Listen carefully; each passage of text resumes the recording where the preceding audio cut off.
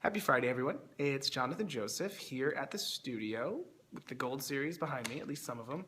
And I really wanted to kick off our YouTube channel to start providing a place for us to talk about a lot of the issues at the heart of the collection, the book, and the movement I'm trying to start around art, dialogue about HIV/AIDS, and creating a space where we can just talk about this stuff. And so I'm going to jump right into it, and I am going to get on to my first rant, one that I think is very important, that I think really needs to be talked about while it's time sensitive and relevant. Past few days, you may have heard that Charlie Sheen appeared on Dr. Oz. And I got to tell you, I was hopeful when I heard about this collaboration. I thought, okay, you know, when Charlie Sheen first came out as HIV positive, he said, I don't want to be the face of HIV. And then I said, maybe he had a change of heart. Maybe he is going to use his visibility and his platform and his access to the media to really shed light on some important issues. You know, when he was on the Today Show, he spoke about his partners who were on medication that was keeping them negative. I really was glad to hear that because I thought, okay, he might talk about PrEP, he might talk about TASP, he might talk about all these great tools that we have been fighting for so many years to help stop the spread of this virus. Unfortunately, that's not what he did. What he did do, however, is share with us, the American public, his vision for a show that will explore the dark rooms and catacombs of the medical field, looking for alternative cures. That makes you the Jenny McCarthy of HIV, Mr. Sheen, because you are just as dangerous, if not more so, than an anti-vaxxer. And if you're an anti-vaxxer watching, really all that I have to say to you is that you're a menace to the public, to your children, and to society as a whole.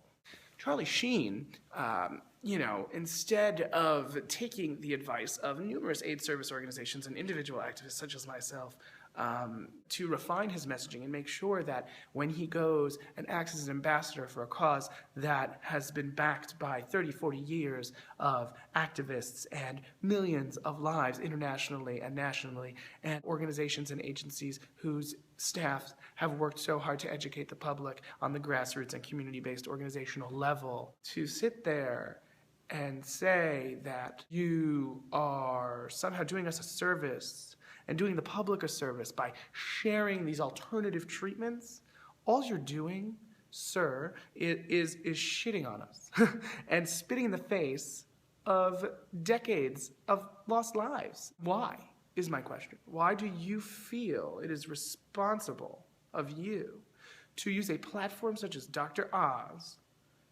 to promulgate myths, to give even the suggestion of credence to the types of quacks that you went to in Mexico when you went on a drug holiday, choosing to stop taking your antiretrovirals? Look, I understand, Charlie Sheen, it is scary to live with this virus. It is scary to know that every day you have to look at those pills in your hand that you have to take or you will die sooner. I have been living with this virus for half a decade, and if I did not have these drugs, I would probably be dead by now. But instead of saying, I'll just go to Mexico and have a quack give me his magic elixir, I'll be fine. No, what did I do? I became part of an AIDS clinical trials study. I got into care, and I have maintained an undetectable viral load like a responsible adult. It's okay to be curious. It's okay to research. But it is not okay to use your notoriety, fame, money, and access to the media to spread misinformation and junk science on a national television show. Dr. Oz, you need to be ashamed of yourself, not for the least of which reasons is that you as a medical professional don't even vaccinate your own children, have been brought before Congress for the species claims you have made for supplements that have absolutely no bearing on anyone's health in any quantifiably scientific way. And now you have taken one of the single most misunderstood viruses in the history of the medical community that is clouded by stigma and misunderstanding on the part of the public and have given a platform to someone who is only spreading further misinformation at a time when we are closer than ever to ending this virus, when we have the tools like Truvada as PrEP to end HIV and to ensure an AIDS-free generation. But we will never get there if you and people like Mr. Sheen continue to give credence to crackpot theories in the guise of infotainment. You could very well cause someone to stop taking their meds and seek acupuncture instead. So do you really want to be the Jenny McCarthy of HIV, Charlie Sheen? Because you are well on your way, and Dr. Oz, you are aiding and abetting him, and I don't think either one of you is going to take responsibility for the negative health outcomes that this type of messaging causes. I don't think either one of you is going to pay the bills and funerary expenses of people who develop resistance because they think, well, Charlie Sheen didn't take his meds, so maybe it's a good idea if I don't. Look, I understand you tried to cover yourself and show the viral load chart within that interview. But the bottom line is that in today's society, in today's culture, and the mass media influenced world we live in, there are people that will only see parts of it. There are people that will see clips. There are people that will see the sensationalized bits that may suggest to them, even marginally, that it is okay to seek alternative therapies rather than those that are scientifically vetted and quantifiably show they can suppress the virus. To insinuate that we are slaves to what we think is true, Charlie Sheen, is to be the same as a climate change denialist. And so my question to you is, who do you think you are? Using your platform in this reckless way, with cavalier disregard for the consequences that your messaging will have. I think it would behoove you to take up the offers of almost every major AIDS service organization in the United States and numerous activists such as myself to dialogue with us, to create a conversation where your platform is used for good and not for junk science, because it makes me angry, and I know it has made a variety of other activists angry. I have been reading in the positive blogosphere over the past week a variety of responses. If you want to hear a great one, please go check out my Fabulous Diseases Mark S. King. He has a fantastic response to the Charlie Sheen interview that opens with, "I watched the Charlie Sheen interview, so you didn't have to." I almost wish I hadn't, because it's terrifying to think that Dr. Oz would give a national platform to someone who is almost hell-bent on purposefully spreading misinformation because you think it makes a good show.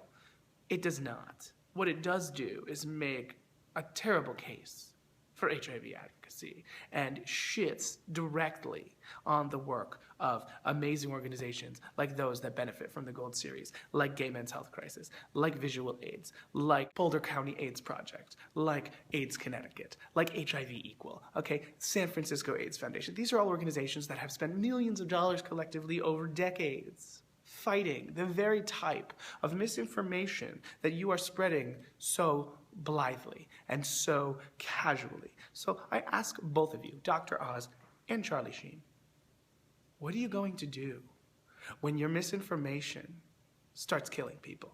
What are you going to do when your messaging is the cause of non-adherence?